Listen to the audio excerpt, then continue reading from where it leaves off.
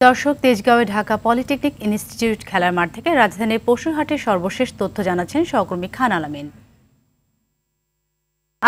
পশুর হাটগুলোতে ভিড় কেমন দেখতে পাচ্ছেন? ভারতীয় গরু আসার হাটগুলোতে কি প্রভাব পড়ছে আর কি বলছেন ক্রেতা বিক্রেতারা? এখনো আসলে জমে ওঠেনি এক কথা যদি বলা হয়। পুরো মাঠ ফাঁকাই বলা যায়। পশু আছে, গরু আছে, ছাগল আছে, বিক্রেতারা আছে, কিন্তু ক্রেতার সমাগম একেবারেই বললেনই।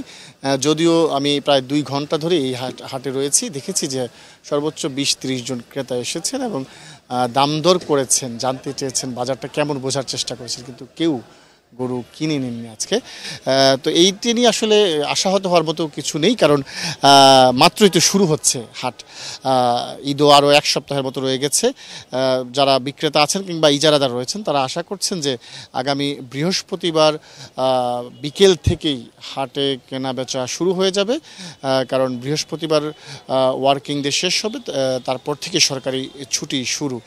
তো সেই জন্য তারা সেই সময়টির অপেক্ষায় আছেন। আর ঢাকা শহরে সাধারণত ঈদের 2-3 দিন আগেই মানুষ বেশি তাদের যেই গরু কিংবা ছাগল যে কাঙ্ক্ষিত পশু রয়েছে সেটি কিনে থাকেন। তো যার ফলে বলা যাচ্ছে এখন জমে ওঠেনি। আমরা দেখেছি হাটে ঘুরে ঘুরে পশু সয়লাভ হয়ে গেছে। এই হাটটি ছোট হাট বলা যায়, তবে হাটের আয়তন অনুযায়ী পশুর সংখ্যা কিন্তু এরই মধ্যে আশাব্যঞ্জক, এবং যারা ইজারাদার রয়েছেন তারা আশা করছেন যে এই হাট এবার অন্যান্য বছরের তুলনায় কিছুটা বেশি জমে উঠবে, কারণ রাজধানীর যে সবচেয়ে বড় অস্থায়ী হাট আফতাবনগর হাট এবার অনুমোদন পায়নি সেখানে হাট বসানোর, যার কারণে এই আফতাবনগর হাটের কাছাকাছি হচ্ছে এই হাটটি।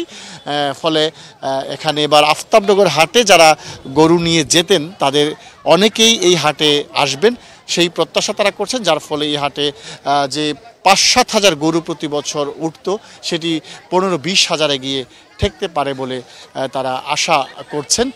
তো সব মিলিয়ে আমরা যদি বলি যে এখনও জমে ওঠেনি, জমে উঠবে সেই সময়ের অপেক্ষায়।